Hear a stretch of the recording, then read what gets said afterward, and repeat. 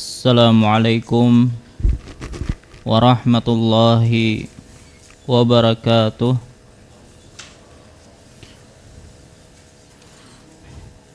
Alhamdulillahi wahdah, wassalatu wassalamu ala man la nabiyya ba'dah,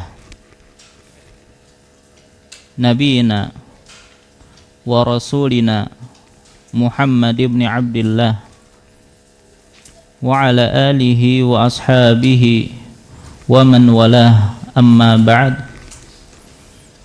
Fa ya ibadallah, kaum muslimin wal muslimat, keluarga sabarataan rahimani Allahu wa iyyakum. Alhamdulillah, segala puji bagi Allah Subhanahu wa ta'ala, yang mana pada malam hari ini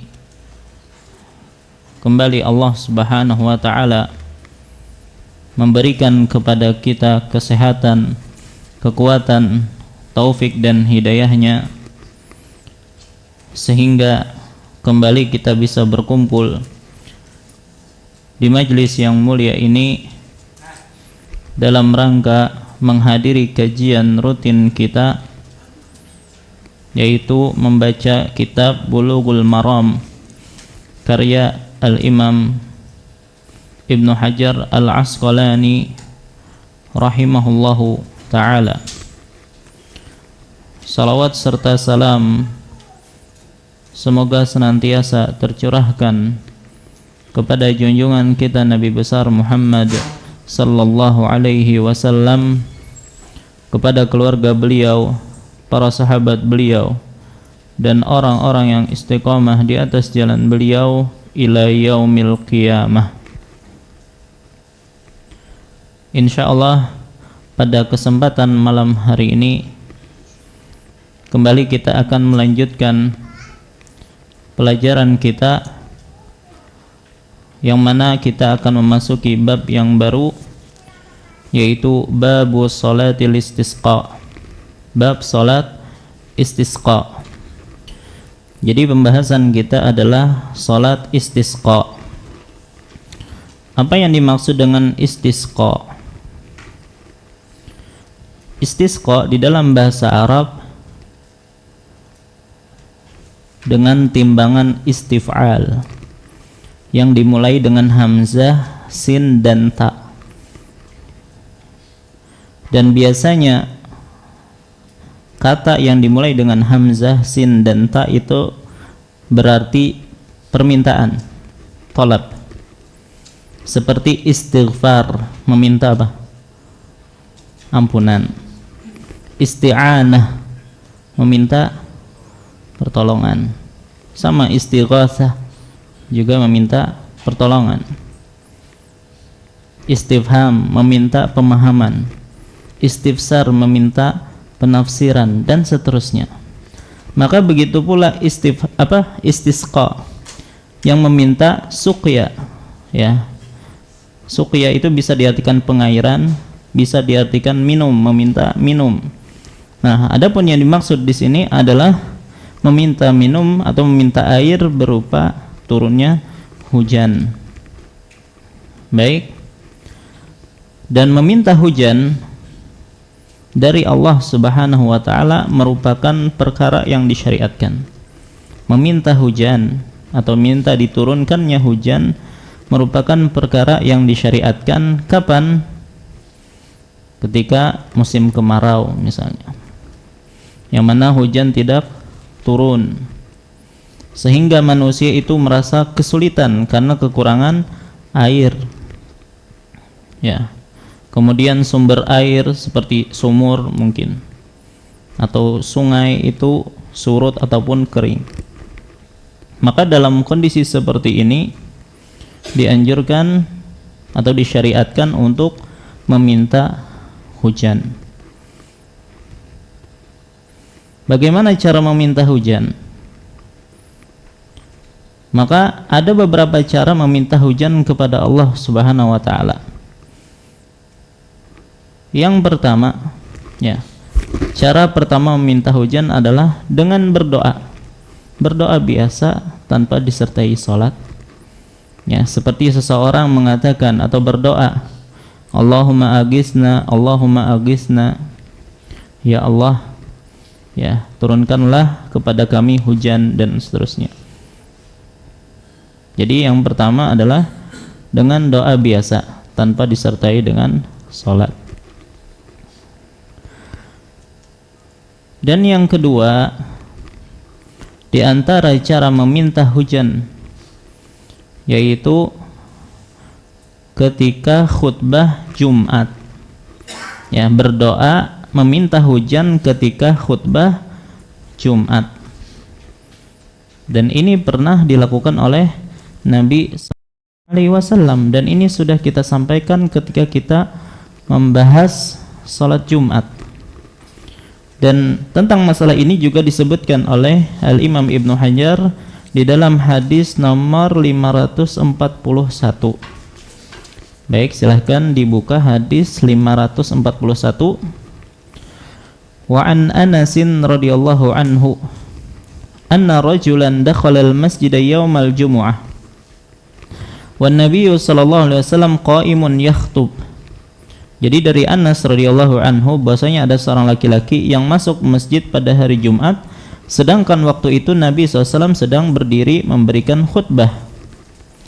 Faqala, maka laki-laki ini berkata, Ya Rasulullah, halaqatil amwal wanqata'atis subul. Wahai Rasulullah, harta benda telah binasa, jalan-jalan penyambung hidup telah terputus. Fad'ullaha yughisuna, maka berdoalah kepada Allah agar Dia memberikan hujan kepada kita. Maka beliau pun ya mengatakan sambil mengangkat tangan beliau, Allahumma agisna, Allahumma agisna. Ya Allah, turunkanlah hujan kepada kami, ya Allah, turunkanlah hujan kepada kami. Fadzakaral hadis, kemudian disebutkan hadis sampai selesai berkaitan tentang hadis ini. Ini menunjukkan bahwasanya di antara cara kita meminta hujan kepada Allah yaitu dengan cara berdoa ketika khutbah Jumat. Sebenarnya hadis ini hadis yang panjang. Ya, jadi laki-laki ini ketika meminta hujan ya atau meminta Nabi SAW agar berdoa meminta hujan, maka Rasulullah langsung meminta hujan pada saat itu juga. Tidak lama kemudian Allah Subhanahu wa taala pun menurunkan hujan. Dan ternyata hujannya enggak berhenti-berhenti. Ya, disebutkan sampai 6 hari berturut-turut ya tidak kelihatan matahari. Ya, artinya selalu hujan. Maka pada Jumat berikutnya datang lagi. Ya, ada yang mengatakan laki-laki itu lagi yang datang. Ya, dan mengatakan, wahai Rasulullah, halaqatil amwal wanqatis subul. Wahai Rasulullah, harta benda jadi binasa. Sebelumnya karena enggak ada hujan, sekarang karena kebanyakan hujan. Ya, wanqata'is subul, wanqata'atis subul, dan juga terputus jalan-jalan. Fad'ullaha ayyumsikha, maka berdoalah kepada Allah agar menghentikan hujan. Maka berdoa lagi Nabi SAW dengan mengangkat tangan beliau. Beliau mengatakan, Allahumma hawalaina wala alaina. Ya Allah, turunkanlah ya hujan ini di sekitar kami saja dan jangan sampai membahayakan kami. Ya Allah, turunkanlah di atas bukit-bukit, gunung-gunung, bendungan air, dataran tinggi, jurang-jurang, ya, serta pada tempat-tempat tumbuhnya pepohonan. Intinya ya jangan sampai air hujan ini memudaratkan kami. Berarti dalam khutbah Jumat di sini Nabi SAW selain meminta hujan juga meminta agar hujan yang turun itu tidak sampai membuat mudarat. Ya, kalaupun hujan maka diturunkan di tempat-tempat yang jauh, bukan di pemukiman. Baik. Maka ini adalah yang kedua cara kita meminta hujan, yaitu berdoa ketika khutbah Jumat. Yang ketiga, di antara cara kita meminta hujan adalah berdoa ketika sholat. Ya, berdoa ketika sholat, seperti ketika sujud atau sebelum salam setelah tasyahud. Artinya di tempat-tempat mustajab berdoa atau tempat-tempat yang diperintahkan berdoa, dan ini di dalam sholat. Baik, yang keempat yaitu pembahasan kita, yaitu dengan sholat khusus yang disebut dengan sholat istisqa. Ya, sebenarnya di dalam sholat istisqa minta hujannya kapan? Ketika khutbahnya, ya, atau ketika selesai dari khutbah, ketika khutbah dan selesai dari khutbah. Ya, intinya itu meminta hujan. Baik, inilah di antara 4 cara meminta hujan kepada Allah Subhanahu wa taala. Jadi sekali lagi, meminta hujan itu perkara yang disyariatkan, ya, dan caranya sudah tadi kita sebutkan. Maka ketika kita bahas tentang salat istisqa, maksudnya adalah salat yang dilakukan untuk meminta diturunkannya hujan. Apa sebabnya? Sebabnya karena kemarau atau telatnya turun hujan. Kali aja misalnya kita biasa bulan ini hujan, ya, tapi ternyata hujannya nggak turun-turun, telat. Nah, sementara kita sangat membutuhkan air, maka dalam hal ini disyariatkan untuk sholat istisqa. Baik, apa hukum sholat istisqa? Apa hukum sholat istisqa? Menurut jumhur ulama dan juga menurut 2 murid Imam Abu Hanifah. Jadi kalau kita katakan menurut jumhur ulama, maka masuk di sini mazhab Malikiyah, Syafi'iyah, Hanabilah. Ya, kemudian disebutkan 2 murid Imam Abu Hanifah. Kalau disebutkan 2 murid Imam Abu Hanifah, siapa maksudnya? Ada yang disebut Abu Yusuf, dan satunya yang merupakan gurunya Imam Syafi'i, siapa? Man? Muhammad bin Al-Hasan Asy-Syaibani. Muhammad bin Al-Hasan Asy-Syaibani, yaitu gurunya Imam Syafi'i. Nah, dari beliaulah Imam Syafi'i itu mempelajari fikihnya Abu Hanifah. Karena Abu Hanifah dengan Imam Syafi'i itu kada bertemuan. Ketika meninggalnya Imam Abu Hanifah, Imam Syafi'i baru lahir. Terus bagaimana Imam Syafi'i mengetahui fikihnya Imam Abu Hanifah? Dari murid beliau yang bernama Muhammad bin Al-Hasan Asy-Syaibani. Nah, jadi kalau disebutkan 2 murid Imam Abu Hanifah, maksudnya Abu Yusuf dengan Muhammad bin Al-Hasan Asy-Syaibani. Dalam hal ini 2 murid ini menyelisihi pendapatnya Abu Hanifah. Mereka ikut jumhur yang menyatakan bahwasanya salat istisqa hukumnya adalah sunnah. Baik, bahkan disebutkan sunnah muakkadah. Baik. Adapun Abu Hanifah, apa pendapat beliau? Kata beliau tidak ada syariat salat istisqa. Ya, salat istisqa itu tidak ada. Yang ada keluar rumah, beristighfar, merendahkan diri di hadapan Allah dan memohon agar diturunkannya hujan, cuman tanpa adanya salat. Nah, ini menurut Abu Hanifah. Tapi tentunya pendapat yang kuat adalah pendapat jumhur ulama, karena hadis-hadisnya itu banyak yang menjelaskan bahwasanya Nabi sallallahu alaihi wasallam melaksanakan salat istisqa.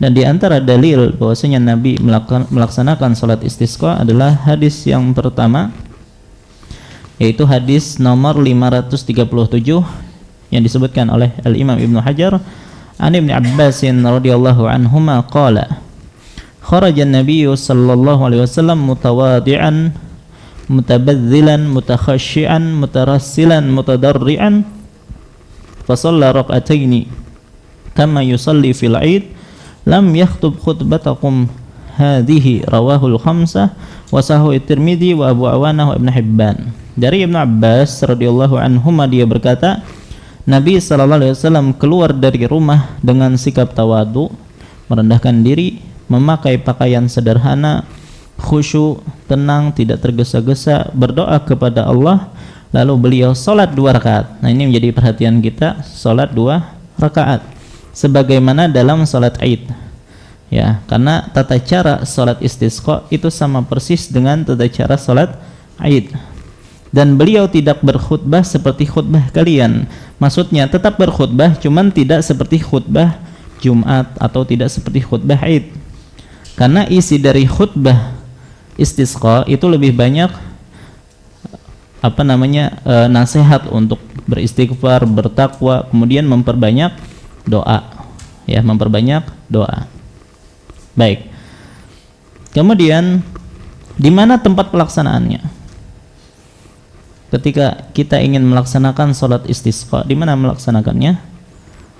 Di tanah lapang juga, ya, di sahra, ya, atau di lapang. Boleh kada di masjid? Boleh, boleh. Walaupun lebih afdol, lebih utama itu di tanah lapang, karena itu lebih menunjukkan kita sangat meminta kepada Allah. Tapi kalaupun di masjid ya tidak mengapa. Kalau alasannya hujan kayak apa? Buat apa minta istisqa lagi kalau alasannya hujan? Nggak perlu lagi sholat gitu kan? Baik. Jadi di tanah lapang itu lebih utama. Baik. Kemudian bagaimana tata cara sholatnya? Maka dikatakan oleh Ibnu Abbas tadi, kama yusalli fil Id, sebagaimana ketika sholat Id, yaitu dengan adanya apa yang membedakan sholat Id dengan sholat yang lainnya? Adanya takbir, apa ngarannya Jibril? Zawaid, takbir tambahan. Ya, sama persis seperti sholat Id. Baik. Tapi kalaupun ternyata ada yang sholat seperti sholat biasa, maka juga tidak mengapa, ya, karena kita katakan bahwasanya takbir zawaid hukumnya adalah sunnah. Baik. Jadi tadi kita sudah sebutkan tempatnya di tanah lapang, dan yang kedua tata cara sholatnya adalah seperti sholat Id. Kemudian kapan waktunya? Kapan kita melaksanakan sholat istisqa? Maka para ulama sepakat lebih afdal itu sama seperti waktu sholat Id, yaitu di waktu duha. Ya. Jadi kalau ulama sepakat lebih afdal di waktu duha seperti sholat Id. Kemudian yang menjadi pertanyaan, bolehkah selain di waktu duha? Bagaimana kalau sholat istisqa di sore hari misalnya, atau di malam hari? Ya. Boleh ataukah tidak? Maka di sini ada khilaf di kalangan para ulama, cuman tentunya yang lebih afdal atau lebih hati-hati dilaksanakan di waktu duha. Baik. Kemudian, apakah disyariatkan azan atau iqamah dan atau ucapan as-salatu jami'ah? Pada pertemuan sebelumnya yang dianjurkan untuk mengucapkan as-salatu jami'ah itu kapan? Ayo, ini tidak berapa lama nih pembahasannya. Kapan? Ketika salat gerhana. Nah, itu yang dianjurkan mengucapkan as-salatu jami'ah. Bagaimana dengan salat Id? Maka kita katakan tidak dianjurkan. Bagaimana dengan salat istisqa? Juga tidak dianjurkan. Walaupun kita tidak mengingkari adanya ulama yang berpendapat dianjurkan mengucapkan as-salatu jami'ah, dikiaskan dengan salat kusuf atau salat gerhana. Tetapi wallahu alam tidak ada dalil berkaitan masalah ini, maka yang lebih afdal, yang lebih hati-hati itu tidak usah ada tambahan as-salatu jami'ah atau tidak ada panggilan as-salatu jami'ah. Wallahu a'lam. Baik. Nah, jadi kita sudah tahu tentang tempat, kapan waktunya, tentang kaifiyahnya. Nah, sekarang kita ingin bahas apa sih sunnah-sunnah yang dianjurkan sebelum kita melaksanakan sholat istisqa. Ya, sunnah-sunnah sebelum kita melaksanakan sholat istisqa. Baik. Nah, sebelum kita bahas masalah ini, kita ingin baca hadis yang kedua. Karena itu agak lengkap sedikit redaksinya. Kita langsung baca terjemahannya saja. Dari Aisyah radhiyallahu anha, dia berkata, orang-orang mengadu kepada Rasulullah sallallahu alaihi wasallam tentang tidak turunnya hujan. Ya, jadi di zaman Nabi kekeringan nih, orang pun mengadu kepada Nabi sallallahu alaihi wasallam. Maka beliau menyuruh untuk meletakkan mimbar di lapangan. Ya, ini menunjukkan bahwasanya dianjurkan ketika khutbah itu pakai mimbar. Ya, dalam salat istisqa. Maka beliau menyuruh untuk meletakkan mimbar di lapangan. Beliau menetapkan hari di mana orang-orang harus keluar. Nah, jadi ketika ingin melaksanakan salat istisqa, maka sudah harus ditentukan harinya apabila. Ya, jangan mendadak. Ya, hari ini langsung, ya, mana orang ada siap belum? Ya, maka bisa dikatakan 4 hari kemudian, tanggal sekian kita akan melaksanakan salat istisqa. Ya. Jadi beliau menetapkan hari di mana orang-orang harus keluar. Maka Aisyah berkata, beliau pun keluar ketika sinar matahari mulai tampak. Ini maksudnya adalah waktu duha tadi. Lalu duduk di atas mimbar, kemudian bertakbir dan memuji Allah Azza wa Jalla seraya bersabda. Nah, beliau langsung berkhutbah. Nanti kita akan bahas salat dulu kah, khutbah dulu kah. Kalau melihat zahir hadis ini berarti khutbah dulu. Ya, jadi kata Aisyah, beliau berkata, beliau keluar ketika sinar matahari mulai tampak, lalu duduk di atas mimbar, kemudian bertakbir dan memuji Allah seraya bersabda, sesungguhnya kalian telah mengadukan kekeringan negeri kalian, padahal Allah telah memerintahkan kalian agar berdoa kepadanya dan Dia berjanji akan mengabulkan doa kalian. Kemudian beliau berdoa, segala puji bagi Allah Rabb semesta alam. Jadi alhamdulillahi rabbil alamin, arrahmanir rahim, maliki yaumiddin, la ilaha illallah yaf'alu ma yurid, Allahumma antallahu la ilaha illa anta, antal ghani wa nahnul fuqara, anzil alaina al-ghais waj'al ma anzalta quwwatan wa balagan ila hin. Ini doa beliau, yang artinya segala puji bagi Allah Rabb semesta alam, Maha Pemurah lagi Maha Penyayang, yang menguasai hari pembalasan. Tidak ada ilah yang berhak disembah dengan benar kecuali Allah. Dia kerjakan apa yang diinginkannya. Ya Allah, Engkau adalah Allah, tiada ilah yang berhak disembah kecuali Engkau. Engkau maha kaya, sedangkan kami semua miskin. Turunkanlah hujan kepada kami, dan jadikanlah apa yang Engkau turunkan kepada kami sebagai penguat dan penyambung kebutuhan hingga batas waktu tertentu. Kemudian beliau mengangkat kedua tangannya terus menerus hingga tampak putih kedua ketiak beliau. Berarti kalau sampai dikatakan tampak putih ketiak beliau, berarti beliau sangat tinggi ya mengangkat tangan beliau. Ya, kira-kira kayak apa gambarannya, mengangkat tangannya sampai kelihatan ketiak.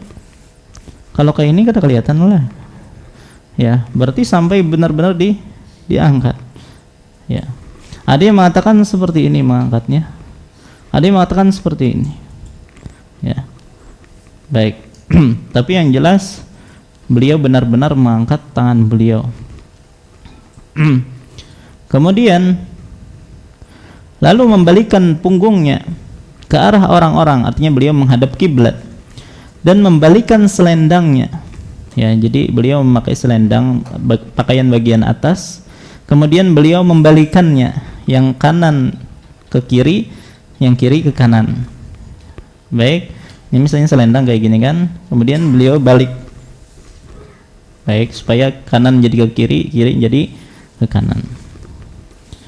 Kalau yang enggak pakai selendang, pakai baju, misalnya baju koko aja, Dianjurkan membalik kada? Ya, dilepas bajunya, dibalik, atau pakai jaket, dilepas, dibalik. Baik, nanti kita bahas berkaitan masalah ini insyaallah. Baik, maka beliau membalikkan selendangnya sambil terus mengangkat kedua tangannya. Setelah itu beliau kembali menghadap orang-orang lalu turun dan sholat 2 rakaat. Maka zahir hadis ini beliau khutbah dulu baru sholat. Kalau hadis yang pertama tadi gimana?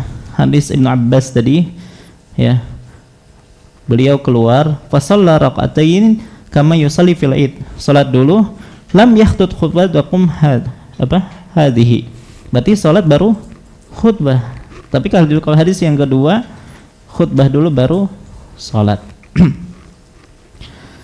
Baik, maka setelah itu, ya, setelah itu beliau kembali menghadap orang-orang lalu turun dan sholat 2 rakaat. Allah pun kemudian memunculkan mendung, lalu terdengar petir dan tampak kilat, kemudian hujan pun turun. Jadi langsung dikabulkan oleh Allah Subhanahu wa taala.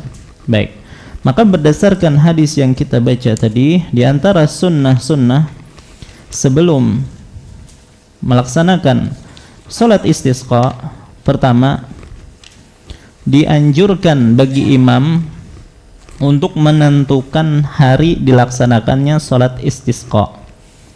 Dianjurkan bagi imam menentukan hari kapan dilaksanakannya salat istisqa. Ya. Bisa misalnya 5 hari ke depan, 4 hari ke depan. Baik, biar ada persiapan untuk melaksanakan salat istisqa. Dan ini disebar kepada jamaah, oh pada tanggal sekian akan dilaksanakan salat istisqa. Baik, itu yang pertama. Yang kedua, dianjurkan pula untuk memberikan nasihat bertakwa. Jadi sebelum dilaksanakan salat istisqa, maka para jamaah bersiap dengan bertakwa kepada Allah. Jadi sembari menunggu datangnya waktu salat istisqa, mereka memperbaiki ketakwaan mereka kepada Allah. Ya, maka imam memberikan nasihat agar jamaah bertakwa. Karena apa? Karena takwa itu merupakan sebab turunnya kebaikan, baik dari langit maupun bumi.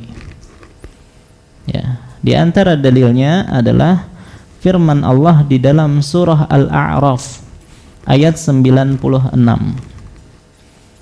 Allah berfirman, "Walau anna ahlal qura amanu wattaqau lafatahna 'alaihim barakatim minas sama'i wal ard." Kalau seandainya penduduk suatu negeri itu beriman dan bertakwa, niscaya kami akan bukakan kepada mereka keberkahan baik dari langit ataupun bumi. Maka di antara sebab turunnya hujan itu adalah apa? Bertakwa kepada Allah. Baik, jadi dianjurkan memberikan nasihat berupa takwa. Yang berikutnya, dianjurkan pula memberikan nasihat untuk meninggalkan maksiat. Ya. Dianjurkan memberikan nasihat untuk meninggalkan maksiat. Kenapa? Karena maksiat itu sebab penghalang turunnya hujan. Ya, tentunya nasihat bertakwa itu sudah mencakup apa? Meninggalkan maksiat. Makanya Nabi SAW mengatakan, walam yamna'u zakata amwalihim illa man muni'ul qatar minas sama. Tidaklah mereka tidak mengeluarkan zakat, orang-orang yang tidak mengeluarkan zakat, ya, kecuali mereka akan dihalangi dari hujan, artinya tidak akan diturunkan hujan. Ini menunjukkan bahwasanya kemaksiatan itu bisa menghalangi turunnya hujan. Baik. Yang berikutnya, mandi untuk menghilangkan bau badan. Mandi untuk menghilangkan bau badan. Kenapa dianjurkan mandi? Sama alasannya ketika sholat Jumat, dan sholat Id, karena pada waktu itu manusia berkumpul. Ya, maka supaya bau badan tidak mengganggu jemaah yang lain dianjurkan untuk mandi. Baik. Hanya saja tidak dianjurkan memakai wangi-wangian. Nah, ini tidak memakai wangi-wangian. Berbeda dengan salat Jumat, salat Id itu dianjurkan memakai wangi-wangian, tetapi untuk salat istisqa itu tidak dianjurkan untuk memakai wangi-wangian. Kira-kira kenapa?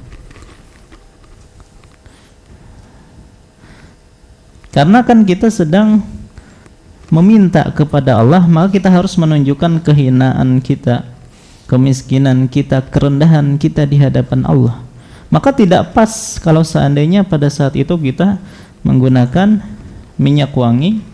Ya, berbeda ketika salat Jumat atau salat Id. Maka dianjurkan memakai minyak wangi. Baik. Kemudian juga keluar dengan menampakkan kerendahan, kehinaan, kemiskinan di hadapan Allah.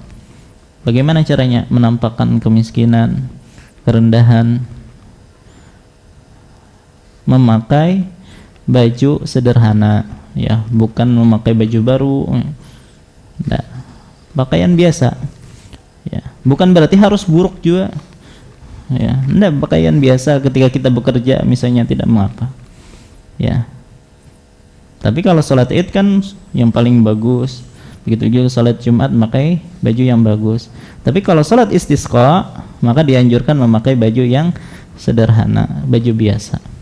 Ya, karena kita ingin menunjukkan kefakiran kita, kehajat kita kepada Allah Subhanahu wa taala.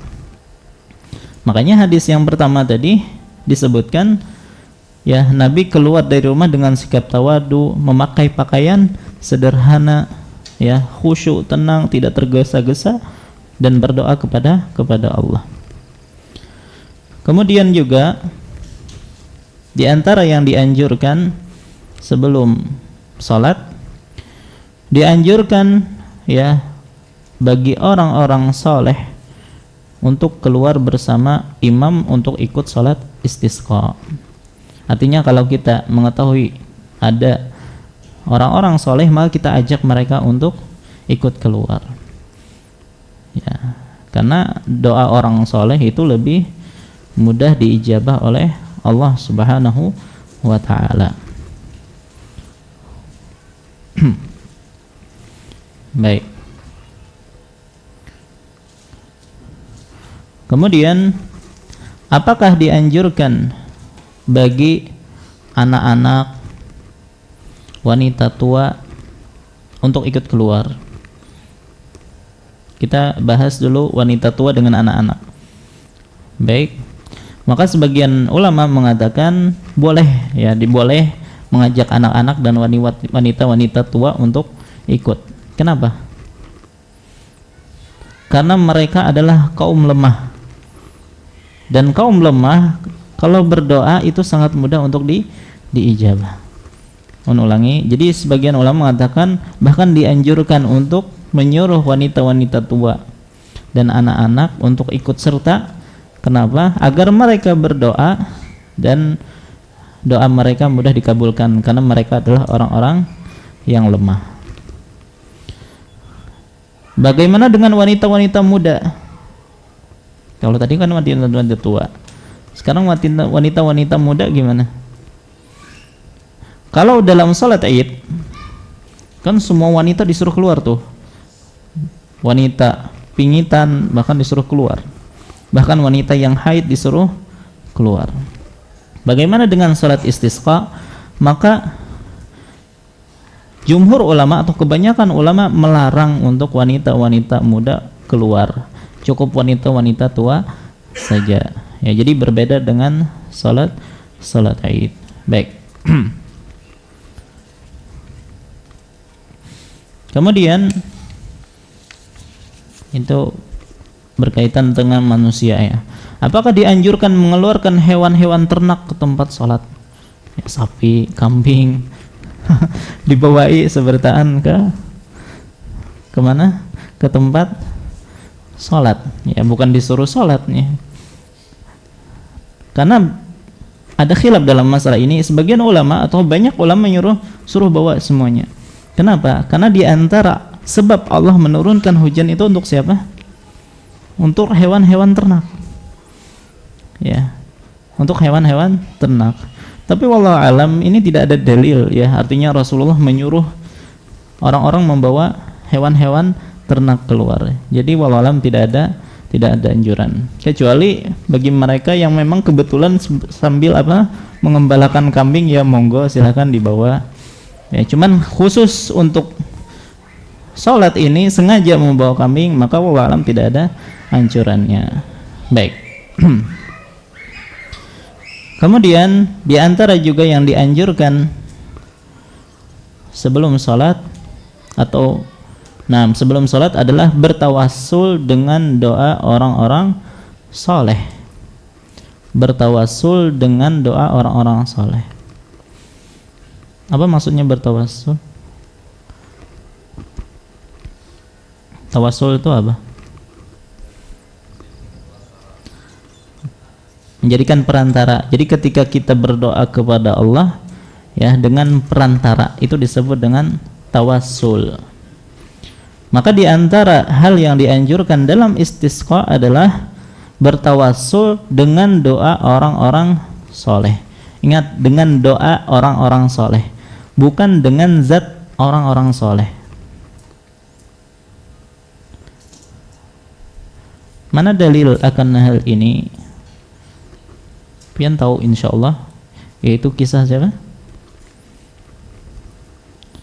Umar yang bertawasul dengan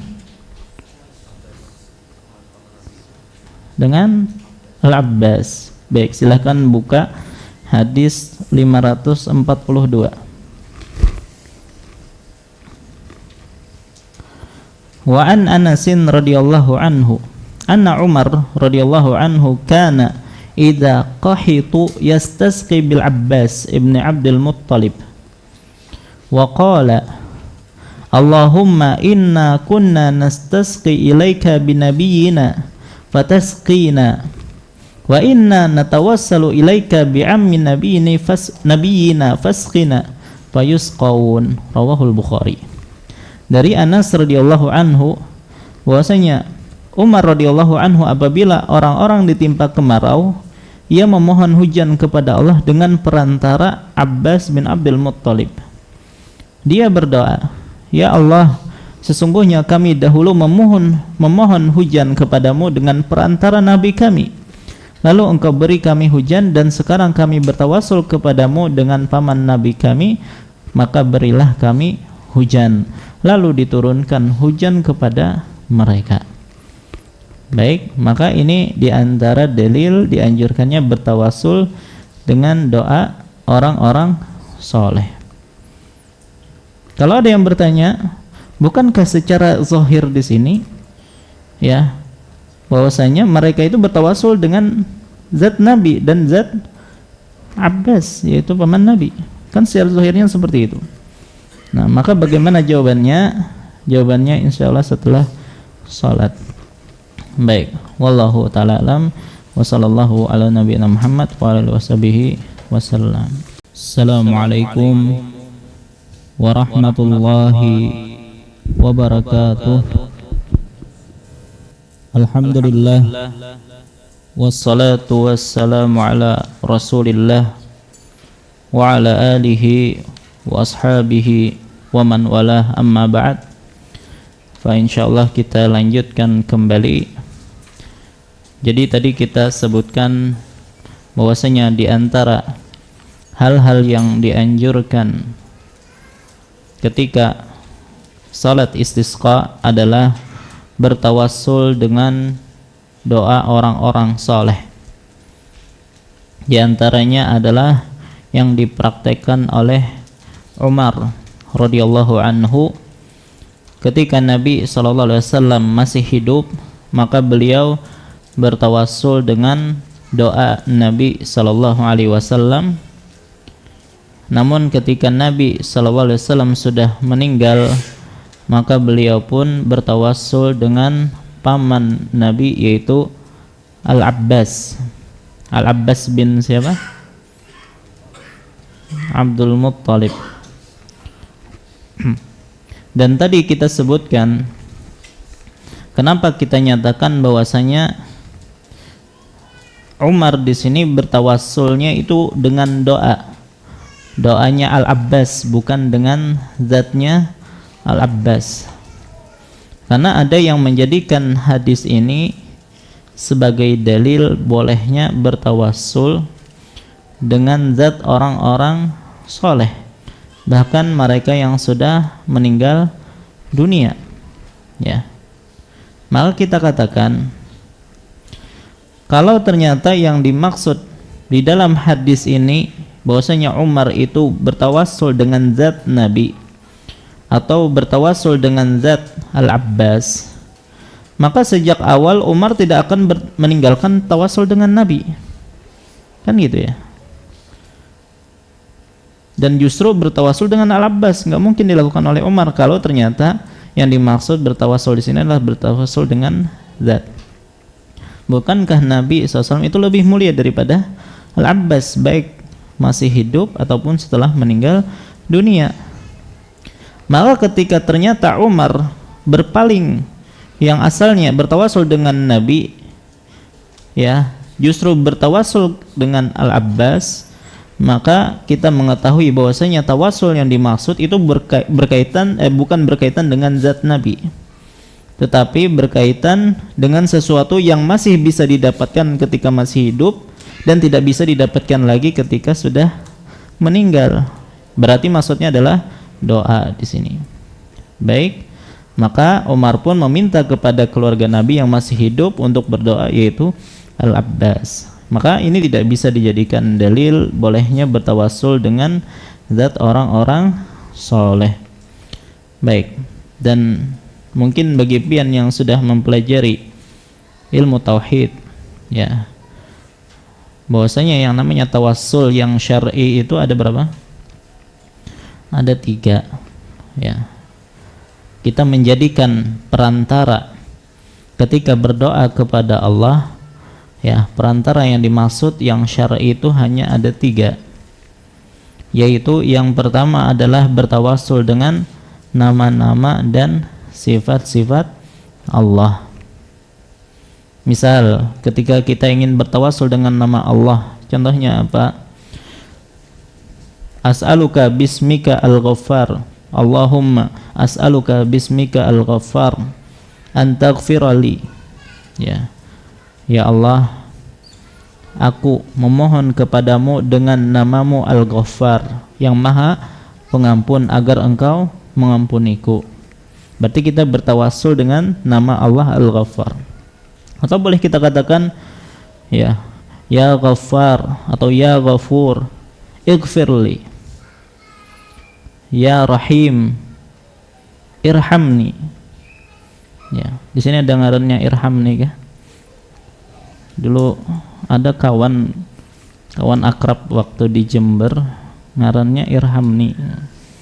Jadi sering kalau dosen itu absen, irhamni, amin, kan doa. Jadi di antara bertawassul yang syar'i itu adalah dengan nama-nama Allah atau dengan sifat-sifat Allah. Contohnya, Allahumma birahmatika irhamni, ya Allah, dengan rahmatmu rahmatilah aku atau sayangilah aku. Allahumma bikudratika, ya, unsurni, mas,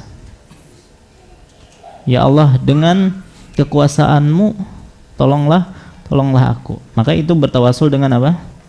Dengan sifat Allah Subhanahu wa ta'ala. Dan perintah untuk bertawassul atau berdoa dengan nama-nama Allah itu ada di dalam Al-Quran, yaitu dalam surah Al-A'raf ayat 180, walillahil asma'ul husna fad'uuhu biha, dan milik Allah lah nama-nama yang indah, maka berdoalah dengan menyebut nama-nama tersebut. Begitu juga doanya Nabi Sulaiman ketika melihat semut yang memberikan peringatan kepada pasukannya, tuh hati-hati, ada pasukan Sulaiman, ya, jangan sampai kalian terinjak olehnya. Maka melihat hal itu Nabi Sulaiman tertawa ataupun tersenyum. Lantas beliau mengatakan, Rabbi auzi'ni an ashkura ni'mataka allati an'amta alayya wa ala walidayya wa an a'mala salihan tardahu wa adkhilni bi rahmatika fi ibadikas salihin.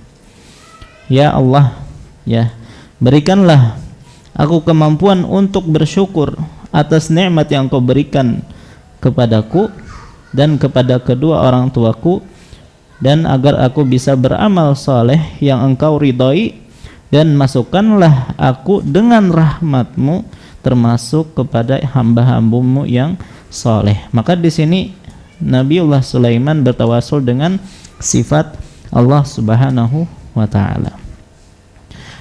Baik, adapun yang kedua, tawasul yang syar'i adalah dengan apa? Dengan amal soleh yang dia lakukan, yang ia lakukan. Ya, misalnya, ya Allah, dengan keimananku, iman itu amal soleh, ya, antaghfirli, maka ampunilah aku, misalnya. Allahumma as'aluka bi imani antaghfirli, Allahumma as'aluka bi mahabbati laka an tufarrij anni. Ya Allah, aku meminta, ya, dengan cintaku kepadamu agar Engkau apa? Menolongku atau membukakan atau memberikan jalan keluar atas permasalahanku. Ya Allah, dengan baktiku kepada kedua orang tuaku, maka sayangilah mereka berdua. Nah, itu diantara bertawasul dengan amal soleh. Dan telah disebutkan ada 3 orang yang terjebak di dalam goa, yang masing-masing mereka bertawasul dengan amal soleh mereka. Ada yang bertawasul dengan birrul walidain, dengan bakti kepada orang tua. Ada yang bertawasul dengan rasa takut dia kepada Allah ketika sudah dihadapkan, ya, pada perbuatan zina, kemudian dia meninggalkannya karena takut kepada Allah. Adapun yang ketiga, dengan kejujuran dia dan amanah dia menjaga upah, ya, dari pegawainya yang dia kembangkan dan ternyata dia kasih semuanya. Baik, nah maka mereka bertawasul dengan amal-amal tersebut, akhirnya Allah pun, ya, menyelamatkan mereka dan membukakan goa tersebut. Maka ini juga tawasul yang syar'i. Adapun yang ketiga adalah dengan doa orang soleh, yaitu sebagaimana yang dilakukan oleh Umar yang bertawasul dengan doa Al-Abbas radhiyallahu anhu. Adapun selain dari 3 jenis tawasul ini, maka termasuk tawasul yang dilarang. Wallahu a'lam. Baik. Jadi di antara hal yang dianjurkan adalah bertawasul dengan doa orang soleh. Baik. Apakah dianjurkan berpuasa sebelumnya? Misalnya, taruhlah 4 hari lagi sholat istisqa. Nah, apakah 3 hari sebelum itu dianjurkan berpuasa? Nah, sebagian ulama, bahkan banyak ulama menyatakan dianjurkan berpuasa terlebih dahulu. Ya, tapi wallahu alam kita tidak mendapati dasar dalam hal ini. Jadi pengkhususan puasa untuk sholat istisqa, wallahu alam tidak ada dalilnya, maka yang lebih kuat tidak dianjurkan. Wallahu alam. Baik. Nah, setelah sampai di lapangan, di tempat sholat, maka kita tanya dulu, sholat dulukah baru khutbah atau khutbah dulu baru sholat? Maka ada khilaf di kalangan para ulama, tapi pendapat yang paling kuat boleh dua-duanya. Boleh memilih mau sholat dulu baru khutbah atau khutbah dulu baru sholat, dua-duanya diperbolehkan. Kenapa? Karena sifat atau riwayat-riwayat dari Nabi itu datang keduanya. Ya, pernah Nabi melakukan sholat dulu baru khutbah atau khutbah dulu baru sholat. Wallahu a'lam. Baik. Adapun tata cara salatnya tadi kita sudah sebutkan sama persis dengan salat Id ya. Jadi tidak perlu kita bahas lagi tentang tata cara salatnya. Kalau sudah paham bagaimana tata cara salat Id, maka kita sudah tahu bagaimana cara salat istisqa. Baik. Ya, bedanya cuma niatnya saja. Kalau itu niat salat Id, kalau sekarang niatnya salat istisqa. Baik, berpindah kepada khutbah ya. Jadi setelah salat khutbah misalnya. Berapa kali khutbah untuk istisqa? Maka wallah alam secara zahir dari riwayat yang ada khutbahnya cuma satu kali. Ya, jadi khutbah untuk salat istisqa itu cuma satu kali. Walaupun ada juga yang mengatakan 2 kali ya, dikiaskan dengan khutbah Jumat, dikiaskan dengan khutbah Idul Fitri, salat Id. Bagi mereka yang mengatakan dua kali. Ya, cuman kalau kita melihat zahir dari riwayat cuma satu kali. Apa isi khutbahnya? Wasiat bertakwa, ya kan tadi. Kemudian wasiat agar meninggalkan kemaksiatan. Kemudian merendahkan diri di hadapan Allah, dan intinya banyak istighfar, banyak doa. Bertakwa ya, jadi wasiat bertakwa, wasiat meninggalkan maksiat, merendahkan diri di hadapan Allah, perbanyak istighfar, karena istighfar juga sebab menurunkan hujan, sebab diturunkannya hujan, dan banyak berdoa.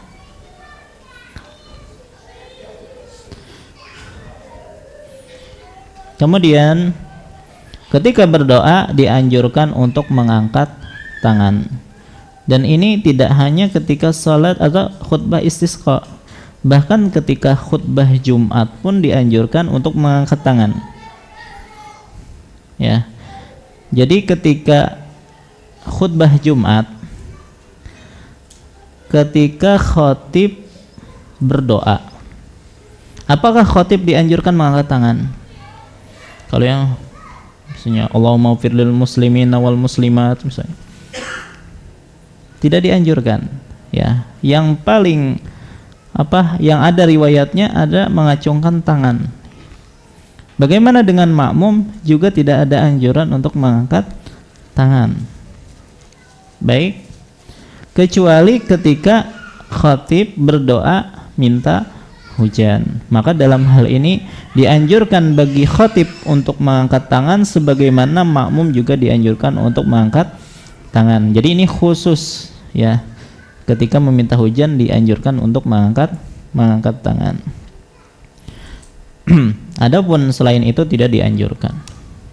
Nah, maka ketika khutbah istisqa ya dan meminta hujan, maka juga dianjurkan untuk mengangkat tangan.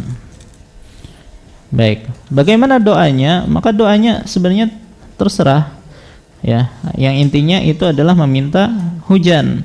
Tetapi kalau berdoa dengan sesuatu yang datang dari Nabi riwayatnya, maka itu yang lebih afdal. Contohnya Allahumma asqina, Allahumma asqina, Allahumma asqina. Itu datang riwayat dari Nabi SAW. Begitu juga Allahumma aghisna, Allahumma aghisna, Allahumma aghisna, juga datang riwayat dari Nabi. Baik, kemudian juga Allahumma asqi ibadak wa bahaimak wansyur rahmataka wa ahyi baladakal mayyit. Ini pian bisa lihat doa-doa ini di buku-buku zikir ya, ketika salat istisqa. Baik, dan masih banyak riwayat-riwayat berkaitan masalah doa-doa yang dibaca oleh Nabi ketika meminta hujan. Baik, kalaupun tidak sesuai dengan yang datang riwayatnya dari Nabi juga tidak mengapa, intinya meminta hujan. Baik, nah di antara doa yang disebutkan oleh Al-Imam Ibnu Hajar, silahkan buka hadis nomor 545. Wa an Sa'ad anna Nabiy sallallahu alaihi wasallam da'a fil istisqa dari saat bahwasanya Nabi SAW berdoa minta diturunkannya hujan, Allahumma jallilna sahaban kasifan qasifan daluqan dahukan tumtiruna minhu radzadan qitqitan sajlan ya dzal jalali wal ikram. Dengali sedikit li bacanya. Ya. Ini mengetahui artinya pun harus buka kamus. Baik, ya Allah selimutilah kami dengan awan yang tebal, berguruh dan suaranya menggelegar dan berkilat. Engkau hujani kami darinya dengan hujan rintik-rintik, gerimis dan lebat. Wahai yang mempunyai kebesaran dan kemuliaan. Baik, jadi boleh juga pakai ini. Ya, dan boleh juga dengan doa-doa yang lain. Kemudian tadi dianjurkan untuk maksimal mengangkat tangan. Sebagaimana hadis dari Anas nomor 547, hadis terakhir ya. Wa an Anasin radhiyallahu anhu anna Nabiyya sallallahu alaihi wasallam istasqa fa asyara bi dhahri kaffaihi ila as-sama, akhrajahu Muslim. Dari Anas radhiyallahu anhu bahwasanya Nabi SAW ketika berdoa meminta hujan, beliau berisyarat menengadahkan kedua punggung telapak tangannya ke langit. Ya, maka ada yang mengatakan seperti ini. Jadi punggung telapaknya ke arah langit, sementara ini ke arah bumi.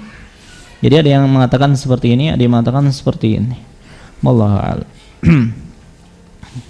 Kemudian setelah berdoa tadi, maka dianjurkan imam berbalik menghadap kiblat. Kalau tadi menghadap makmum, ya makanya kelihatan ketiak beliau.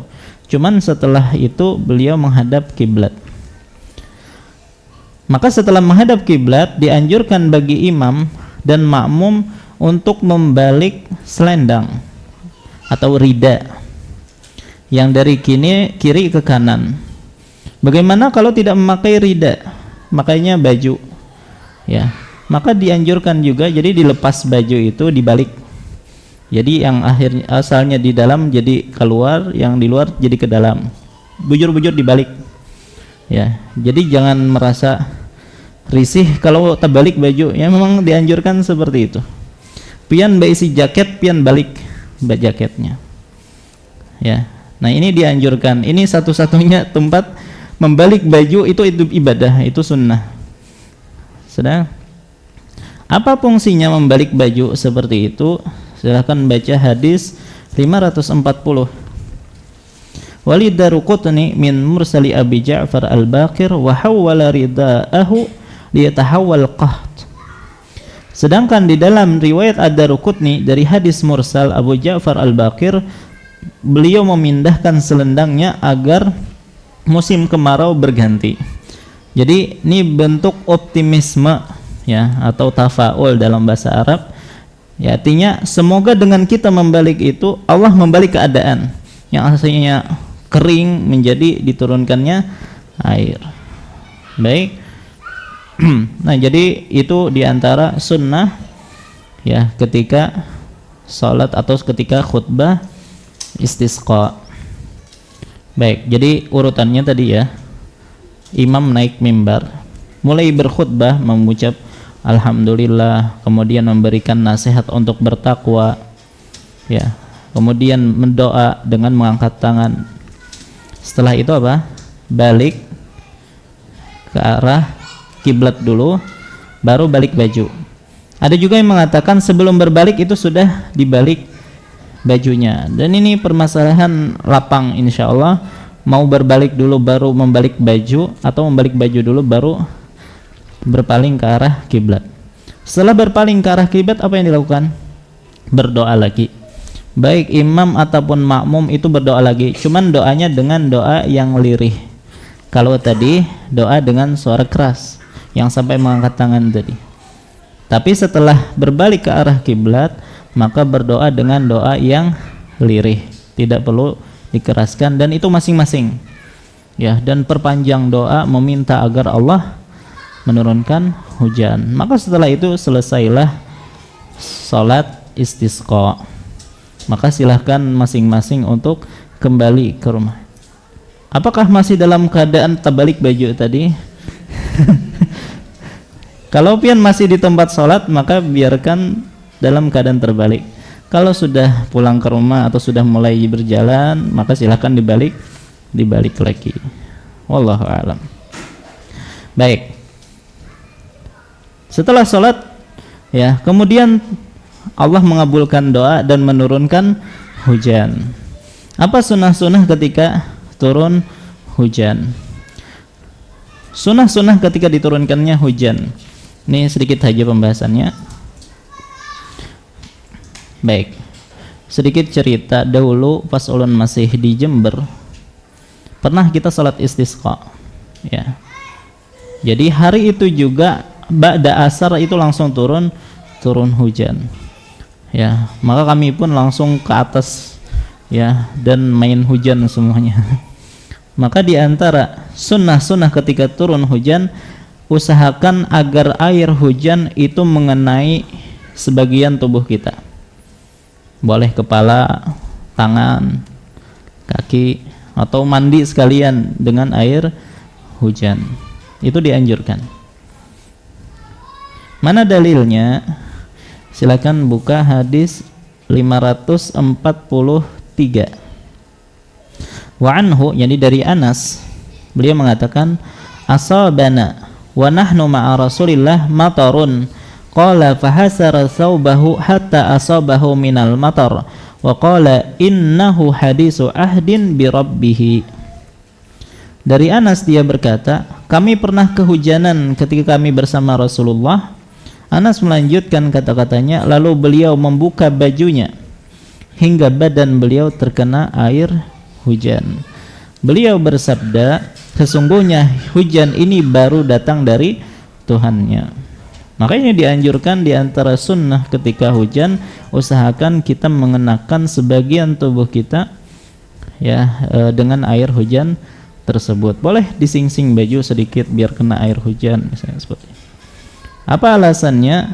Karena dia baru saja diciptakan oleh Allah, ya, baru datang dari Allah Subhanahu wa ta'ala, ya. Dan di dalam riwayat-riwayat disebutkan bahwasanya yang namanya air hujan itu adalah rahmat dari Allah Subhanahu wa ta'ala.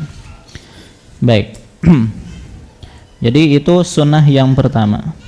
Sunnah yang kedua adalah membaca doa. Apa doa ketika turun hujan? Allahumma shayyiban nafi'an. Hal ini berdasarkan hadis nomor 544 dari Aisyah radhiyallahu anha, anna Rasulullah SAW kana idza ra'al matar qala Allahumma shayyiban nafi'an. Akhrajah. Bahwasanya Rasulullah apabila melihat hujan, beliau berkata, ya Allah, curahkanlah hujan yang memberikan manfaat. Baik, itu yang kedua. Dan yang ketiga di antara sunnah ketika hujan adalah berdoa ketika hujan. Kalau tadi berdoa dengan doa turunnya hujan, kalau ini berdoa apa saja ketika hujan, karena di antara waktu yang mustajab untuk berdoa adalah ketika hujan.